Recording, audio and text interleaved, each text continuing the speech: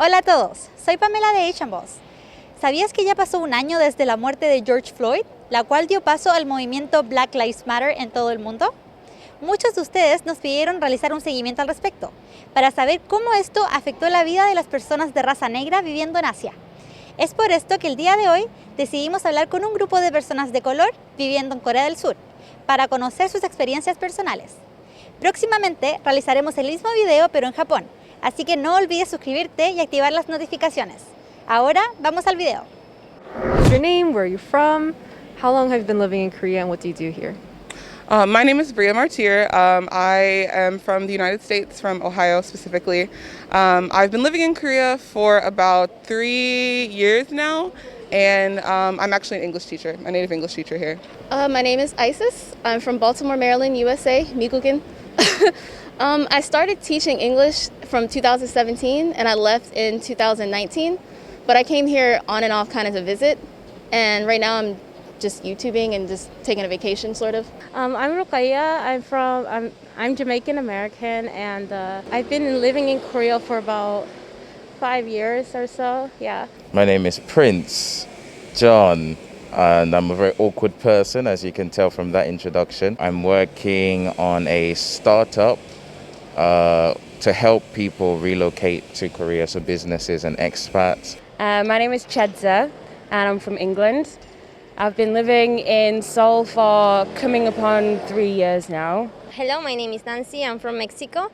I have been in Korea for almost maybe 4 years, something like that. I consider myself as black because of my background. My family, my relatives from 500 years ago were slaves from Africa.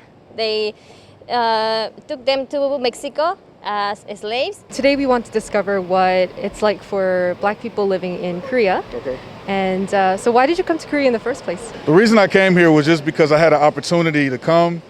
I was in college at the time, and a friend of mine, she got recruited to teach English. So she told me and a bunch of our friends about the opportunity.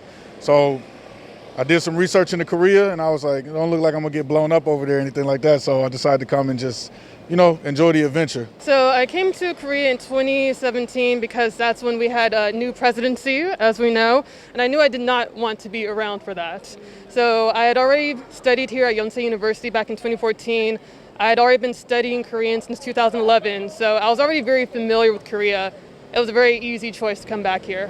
It actually started on YouTube. I was coming to the end of university, and I knew I wanted to do something or go somewhere.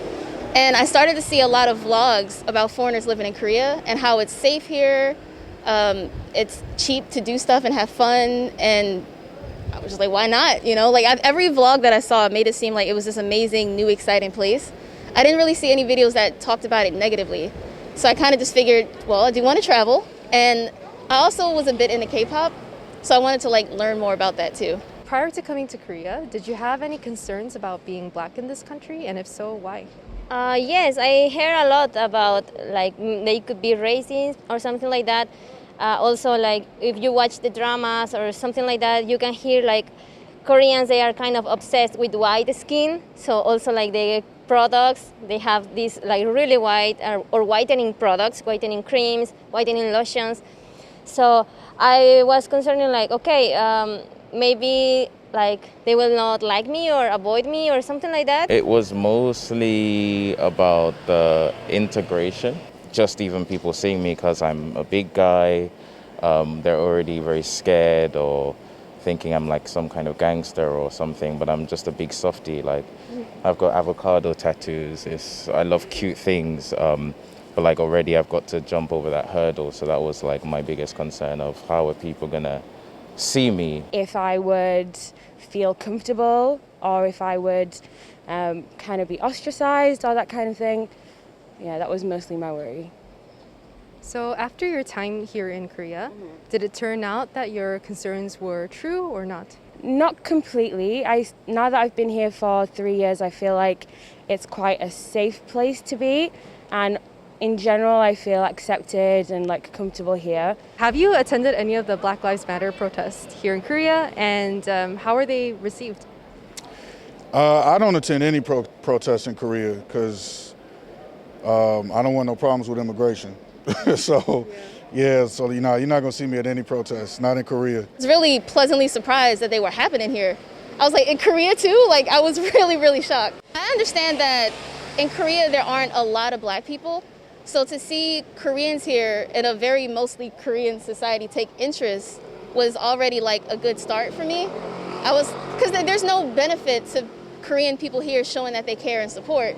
So I saw that as a very encouraging moment. For example, if there was an outbreak of coronavirus and if it stemmed from that, I know that people would come to blame foreigners and black people in particular. So I was really wary about attending that kind of rally. In general, I feel like people didn't really talk about it. Like, they didn't really talk to me about it, my students and things like that. This problem is also happening in our country, so I think we must look first in our country and then support the rest. I think the protest in Korea was the same. They were just thinking and concerning about the situation in USA, the racism in USA, but they are not thinking about if they have the same problem here. What are some of the stereotypes that Koreans have of black people, and where do you think it comes from?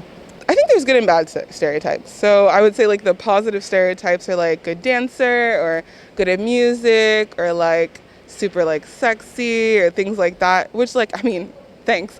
But I don't want that to be all that we are, you know? And then there's also the negative stereotypes, like they're a thug or they're a thug or like they're really aggressive or they're mean or they're scary. Or, you know, that we're all really loud, we're all aggressive, we're all angry all the time.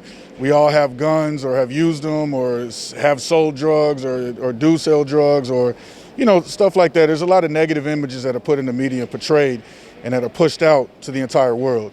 And then, I don't know if you can even call them positive stereotypes, but let's say the less negative stereotypes that, you know,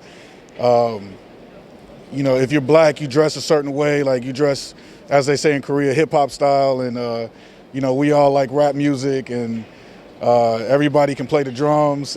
You know what I'm saying? We all got rhythm and we all can dance. I don't think I've heard any kind of positive stereotypes about us, even though sometimes people try to make it as a positive stereotype. For instance, if we have our hair in a bun or we have the scarves, they call it dongmori, which technically means shit hair, you know? And it's just like, you couldn't use donut. You could have said, like, it looks like a donut in the back of the hair, but you specifically said dongmori. What are some of the biggest challenges that you faced because of the color of your skin, and in what type of societal setting or environments were you affected by this the most? I will say that maybe there are not products that match with my color of skin. Of course, it's not necessary to be. I mean, we are not that much here in Korea, but even of that, like also maybe our bodies can be different. So also I hear a lot of women struggle with the clothes. Part of the reason why I got divorced is because the person that I was with put me below her because of the color of my skin. So she really revered white people, and so that was great, but then she looked down on me quite a lot. And like there's almost this like joke within the foreigner community that no matter how much of a bum you are, if you're white, people will lift you up. And it was that kind of case. It's that no matter what I do, you know, I worked in companies, I learned Korean, I did everything, but then at the end of the day, she still treated me like I was just inherently below her in society. Sexualization as well, like, oh, you know, I heard black girls are like really good in bed, or like, oh, like I've never fucked a black girl, like I really want to try it. It's like I'm not a cookie for you to like taste and see if it tastes good. Like, I'm a human being, and I think that's what makes me the most frustrated is you would never talk to a Korean girl that way. Like, I know it for sure. I even asked like my Korean female friends, my Korean guy friends, like, have you ever had someone talk to you like this? And they're like, absolutely not. He would get slapped in the face. And I'm like, I wish I could, but the other thing is like if I'm ever angry or aggressive in public, then I'm the angry black woman.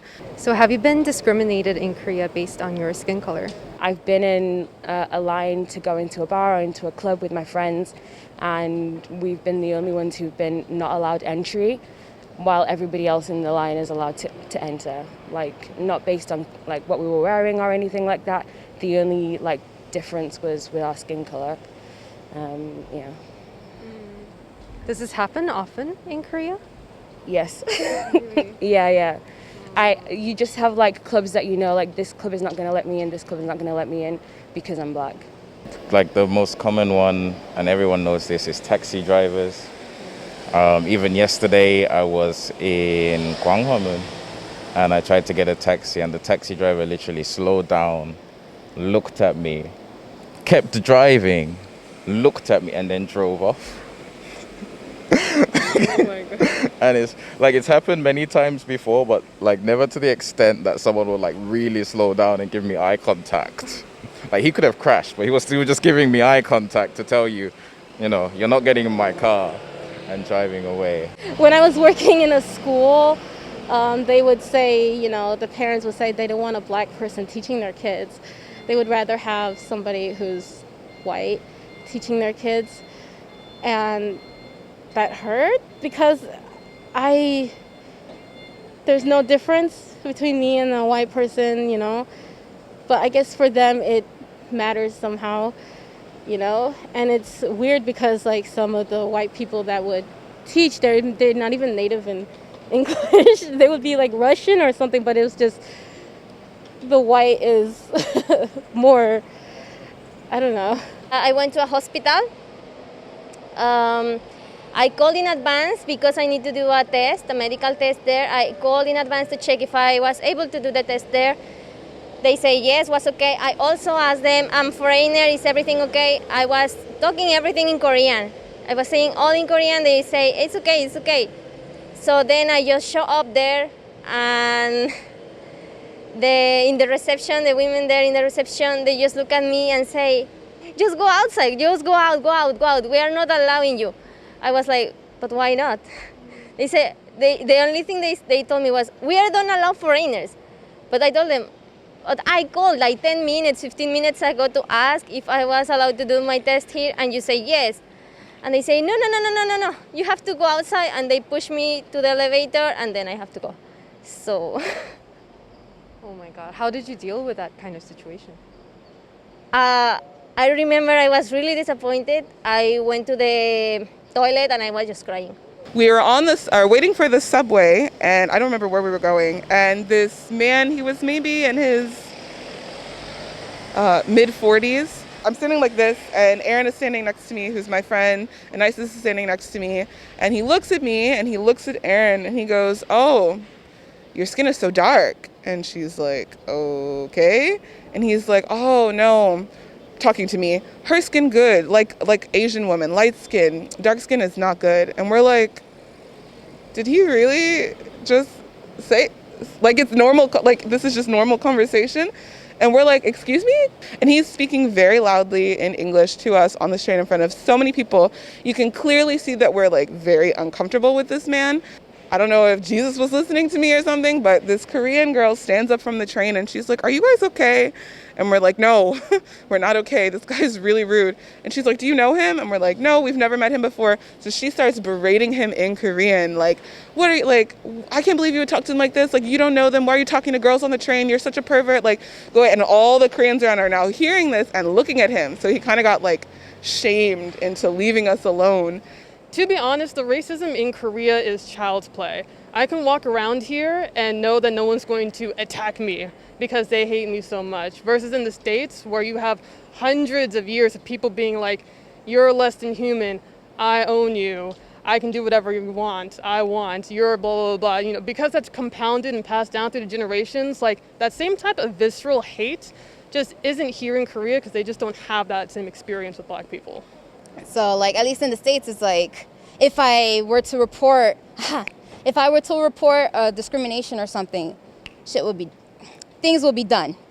Versus I report here, they're just like, meh. there's no rules. Like there's no rules that protects me from discrimination. Overall, do you think the perception of Black people by Koreans have changed over the years, or perhaps is changing?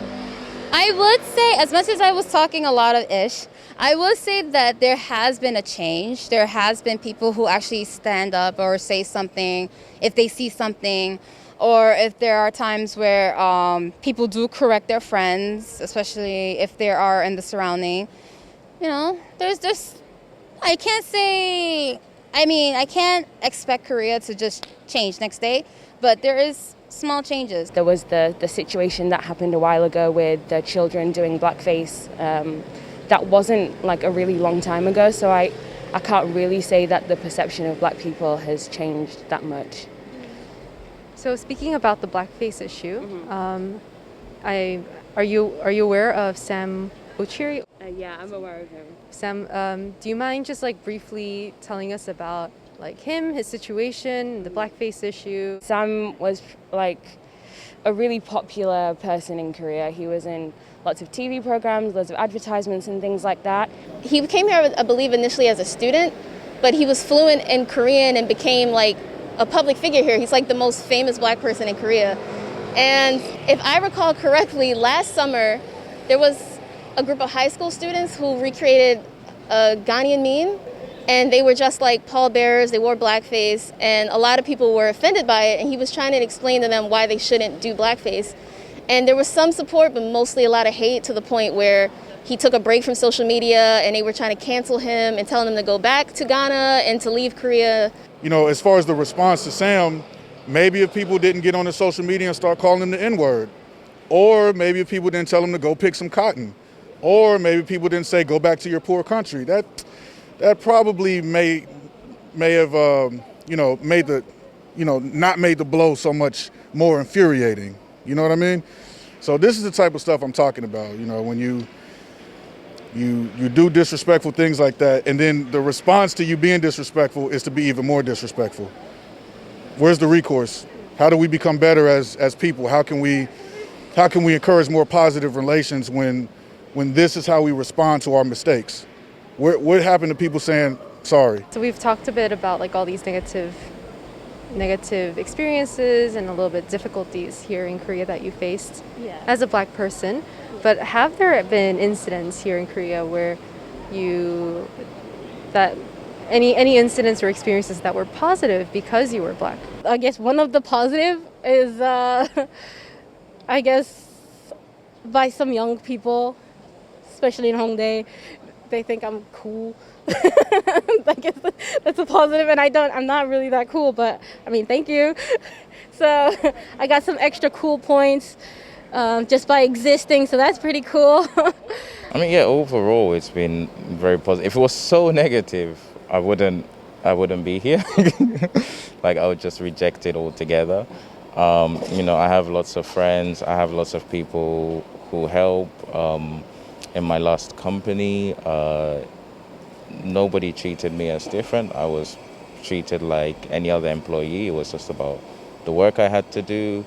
So I have so many experiences that I could probably make like a 5-hour video on them. What do you wish people in Korea and around the world about being Black in 2021?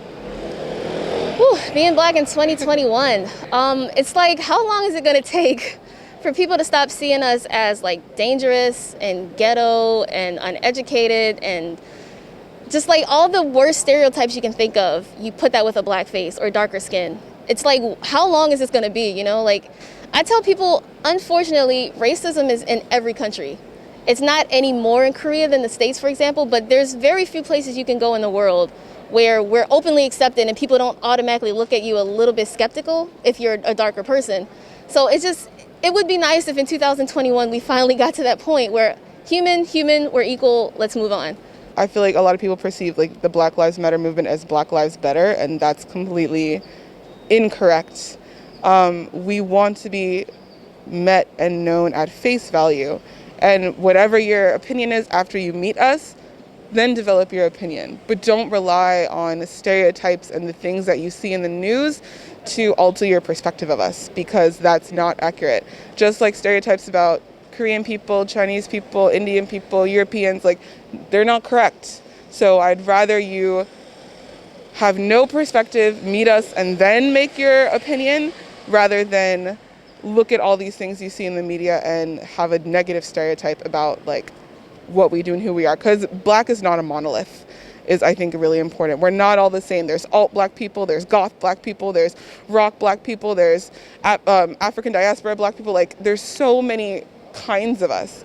And I feel like putting us into this box is just inaccurate. And you're gonna miss out on a lot of dope people if you do that.